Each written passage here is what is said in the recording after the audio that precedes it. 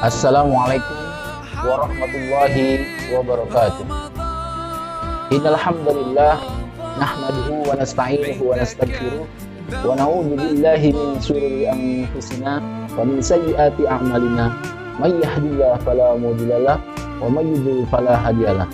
Asyhadu an la ilaha illallah wahdahu la syarikalah wa asyhadu anna Muhammadan abduhu wa rasuluh. Amma ba'du. Allahumma sholli ala Muhammad wa ala ali Muhammad. Qala Allah Ta'ala fil Qur'anil Karim, a'udzu billahi minasyaitonir rajim. Bismillahirrahmanirrahim. Ya ayyuhalladzina amanu kutiba alaikumus syiyam kama kutiba alal ladzina min qablikum la'allakum tattaqun. Al-ayah. Hadirin ikhwan fillah rahimakumullah. Yang pertama, marilah kita panjatkan puja dan puji kehadirat Ilahi Robbi yang senantiasa melimpahkan rezekinya kepada kita semua. Hatta walau kita sedang dalam kondisi pandemik atau wabah corona yang sedang melanda negara kita, bahkan dunia kita, kita masih tetap diberikan rezeki oleh Allah Subhanahu wa Ta'ala. Tidak lupa salawat dan salam semoga tetap tercurah limpahkan kepada junjungan alam, yakni Nabi besar Muhammad sallallahu alaihi wasallam. Hadirin ikhwah fillah rahimakumullah. Pada kesempatan kali ini tak terasa Ramadan yang mulia mau memasuki 10 hari terakhir. Dengan demikian, orang-orang yang beriman kepada Allah Subhanahu wa Ta'ala sudah menunaikan ibadah puasa hampir 20 hari. Dalam rangka mengakhiri puasa Ramadan ini, saya ingin menyegarkan kembali ingatan tentang apa sebenarnya tujuan ibadah puasa ini. Supaya kita semua umat Islam tambah bersemangat dalam ibadah di 10 hari terakhir bulan Ramadan ini. Dengan meningkatnya ibadah mahdhah kepada Allah Subhanahu wa Ta'ala dan ibadah ghair mahdhah diharapkan bisa menggapai takwa sebagai puncak kemenangan dan kebahagiaan orang yang beriman kepada Allah Subhanahu wa Ta'ala. Karena tidak ada ganjaran bagi mereka yang bertakwa selain surga Allah Subhanahu wa Ta'ala. Takwa merupakan dambaan orang-orang yang beriman. Kadar takwa tiap orang akan turun naik. Makin tinggi iman seseorang, makin tinggi pula tingkat takwa seseorang. Menurut saya, takwa kepada Allah merupakan hasil dari iman. Tidak ada takwa tanpa didahului iman kepada Allah Subhanahu wa Ta'ala. Oleh karena itu, Allah mewajibkan puasa hanya kepada orang-orang yang beriman. Kewajiban puasa itu ditegaskan dalam Al-Quran, surat Al-Baqarah, ayat 183. A'udzu billahi minasyaitonir rajim. Bismillahirrahmanirrahim. Ya ayyuhalladzina amanu kutiba alaikumussyiyam kama kutiba alal ladzina min qablikum la'allakum tattaqun. Wahai orang-orang yang beriman, diwajibkan atas kamu berpuasa sebagaimana diwajibkan atas orang-orang sebelum kalian agar bertakwa. Oleh karena itu, tujuan utama ibadah puasa adalah menjadikan orang-orang yang bertakwa. Sebagaimana tadi dibacakan dalam ayat Al-Quran surat Al-Baqarah ayat 181, ya ayyuhalladzina amanu, wahai orang-orang yang beriman, kutiba alaikumussyiyam, telah diwajibkan atas kalian berpuasa, kama kutiba alal ladzina min qablikum, sebagaimana telah diwajibkan kepada orang-orang sebelum kamu, la'allakum tattaqun, supaya kalian bertakwa. Takwa, kalau kita lihat dari pengertiannya, takwa secara istilah dalam Islam merujuk kepada percaya adanya Allah, membenarkannya, dan takut kepada Allah. Secara bahasa, takwa adalah takut, ya. Kata al-muttaqun atau al-muttaqin merujuk kepada orang-orang yang percaya kepada Allah, yang menurut Ibnu Abbas ialah orang-orang yang yakin kepada Allah dengan menjauhkan dirinya dari perbuatan syirik dan patuh akan segala perintahnya. Ada sebuah percakapan yang indah di antara dua sahabat Nabi Muhammad SAW, yaitu Umar bin Khattab dan Ubay bin Ka'ab. Umar yang meriwayatkan asar ini bertanya kepada Ubay, "Wahai Ubay, apa makna takwa?" Ubay yang ditanya justru balik bertanya, "Wahai Umar, pernahkah engkau berjalan melewati jalan yang penuh duri?" Umar pun menjawab, "Tentu saja pernah." "Apa yang engkau lakukan saat itu, wahai Umar?" Lanjut Ubay bertanya. "Tentu saja aku akan berjalan hati-hati," jawab Umar. Ubay lantas berkata, "Itulah hakikat takwa." Percakapan yang syarat akan ilmu bukan hanya bagi Umar dan Ubay, melainkan juga bagi kita yang mengaku manusia bertakwa ini. Menjadi orang bertakwa hakikatnya menjadi orang-orang yang amat berhati-hati. Ia tidak ingin kakinya menginjak duri-duri larangan dari Allah Subhanahu wa Ta'ala.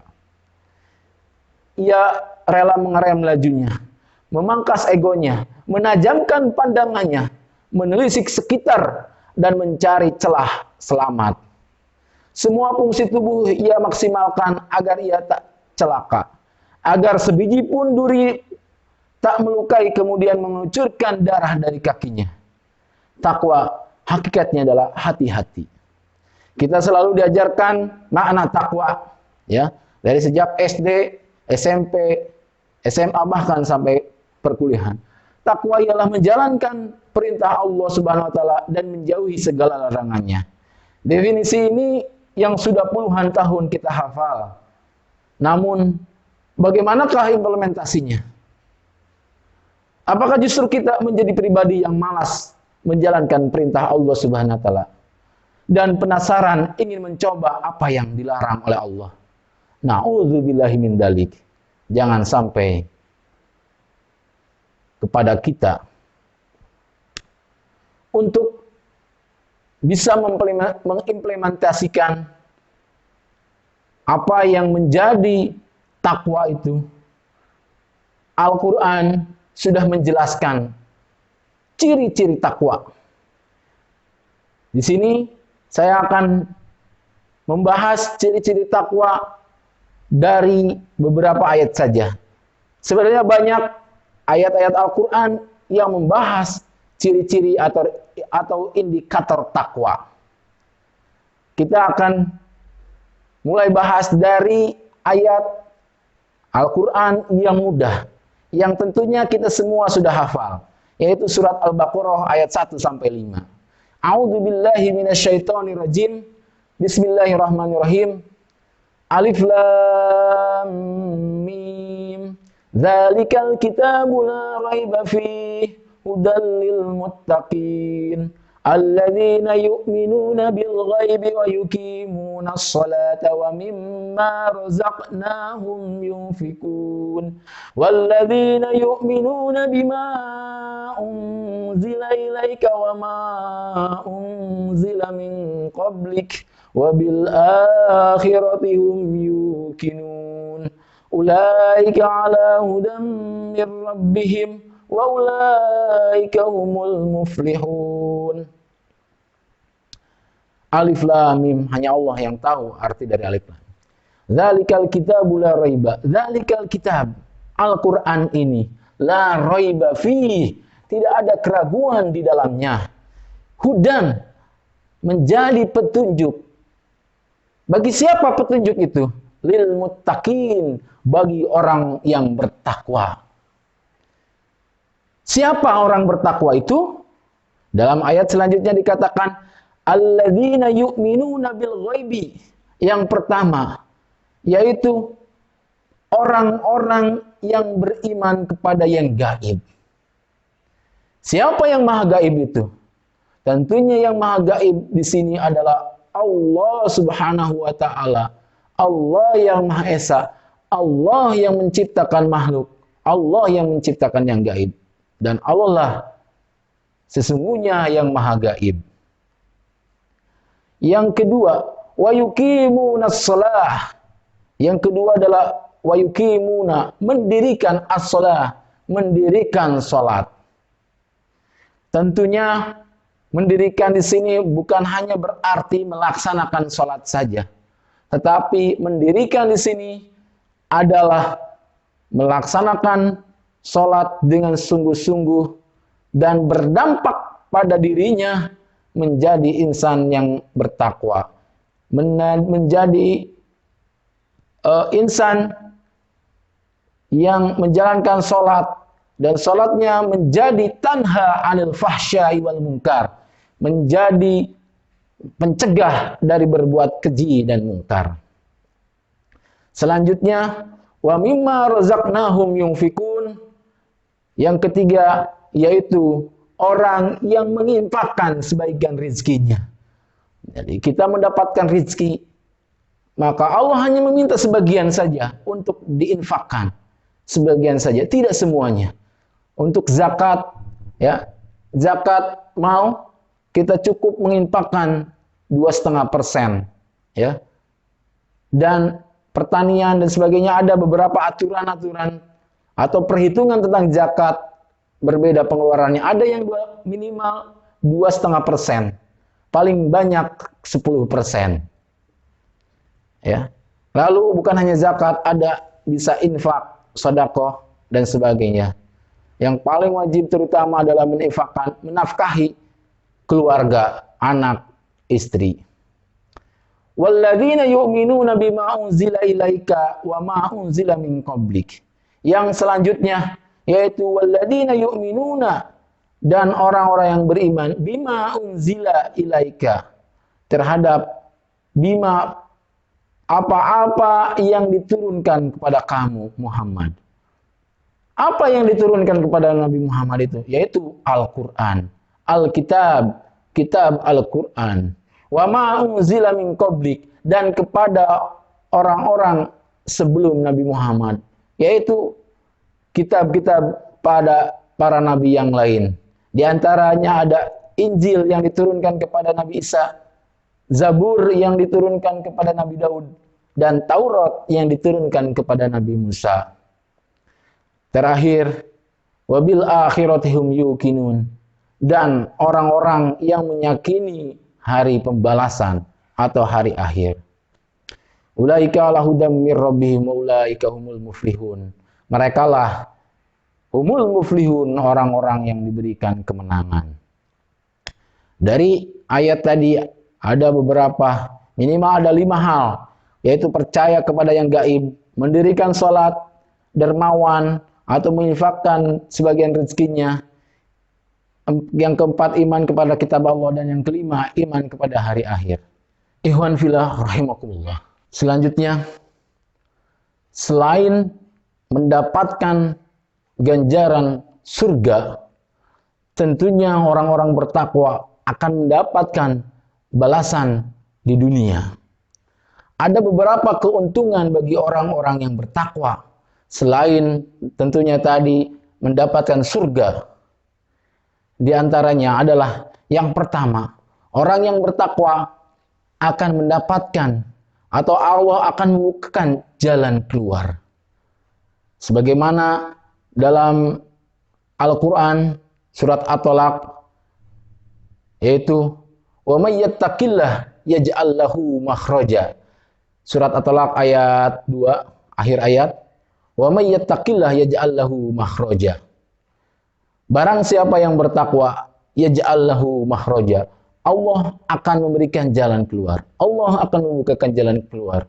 Wa may yarzuqhu min haitsu la yahtasib, dan Allah akan memberikan rezeki dari jalan yang tidak disangka-sangka. Allah memberikan jalan keluar dengan memberikan rezeki dari yang tidak disangka-sangka. Suatu saat kita sedang membutuhkannya, kita tidak tahu dari mana kita akan mendapatkan rezeki? Tapi tiba-tiba Allah akan memberikan rezeki dari mana saja datangnya. Yang kedua, orang yang bertakwa, Allah akan mudahkan urusannya. Wa may yattaqillah yaj'al lahu min amri yusra. Ya. Quran surat At-Tolaq ayat 4, akhir ayat 4. Barang siapa yang bertakwa, yaj'al lahu min amri yusra. Allah akan memudahkan urusannya. Maka bagi orang yang bertakwa, tidak ada sesuatu yang susah. Tidak ada yang sulit. Karena orang yang bertakwa yakin kepada Allah, Allah akan memudahkan. Ya. Allah akan memudahkan kita dalam segala urusan. Yang ketiga, Allah akan menghapus kesalahan-kesalahan dan melipat gandakan pahalanya. Wa may yattaqillah yukaffir anhu sayyi'atihi wa yu'adzim lahu ajran. Allah akan menghapus segala dosa-dosanya, segala kesalahannya, dan sebaliknya wa yu'dzim lahu ajran. Allah akan melipat gandakan pahalanya. Itulah 3 keuntungan bagi orang yang bertakwa. Ya. Yang pertama, akan mendapatkan atau akan dibukakan jalan keluar dengan diberikan rezeki dari yang tidak disangka-sangka.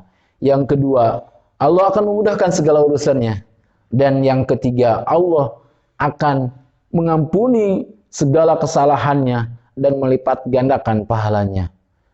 Itulah keuntungan orang-orang yang bertakwa. Oleh karena itu, marilah kita manfaatkan momen ibadah puasa ini untuk membina diri kita menjadi insan yang beriman dan bertakwa. Kita manfaatkan 10 hari terakhir untuk mendekatkan diri kepada Allah. Taqarrub ilallah dengan memperbanyak amalan-amalan, memperbanyak tilawah, memperbanyak tadabbur Al-Quran, memperbanyak qiyamul lail, dan memperbanyak zikir. Ya, boleh zikir-zikir istighfar, sholawat, dan juga tahlil, supaya diri kita menjadi benar-benar orang yang bertakwa. Terakhir, marilah kita berdoa kepada Allah. Semoga kita senantiasa dijadikan orang-orang yang bertakwa. Dan Allah senantiasa melindungi kita dari segala godaan setan yang terkutuk. A'udzubillahi minasyaitonirrajim. Bismillahirrahmanirrahim. Allahumma shalli ala Muhammad wa ala ali Muhammad. Alhamdulillahirabbil alamin, hamdan yuwafi ni'amahu wa yukafi mazidah. Ya Rabbana lakal hamdu kama yanbaghi lizzalali wajhikal karim wa adimi sultanik. Allahumma inna nas'aluka ilman nafi'a wa rizqan wasi'a wa amalan mutaqabbalan wa shifaa'an min kulli da'i wa saqami bi rahmatika ya arhamar rahimin. Allahumma inna nas'alukal huda wat tuqa wal afafa wal ghina. Allahumma inna nas'aluka salamatan fid din wa afiyatan fil jasad wa ziyadatan fil ilmi wa barakatan fil rizqi wa taubatan qalbal maut wa rahmatan indal maut wa magfiratan ba'dal maut. Allahumma hawwin alaina fi syakaratil maut wan najata minan nar wal afwa indal hisab. Rabbana atina fid dunya hasanah wa fil akhirati hasanah wa qina adzaban nar. Subhana rabbika rabbil izzati amma yasifun wa salamun alal mursalin walhamdulillahi rabbil alamin. Yang benar semata dari Allah Subhanahu wa taala, yang salah muncul dari kehilapan pribadi saya. Mohon maaf atas segala kekurangannya. Wabillahi taufik wal hidayah. Wassalamualaikum warahmatullahi wabarakatuh.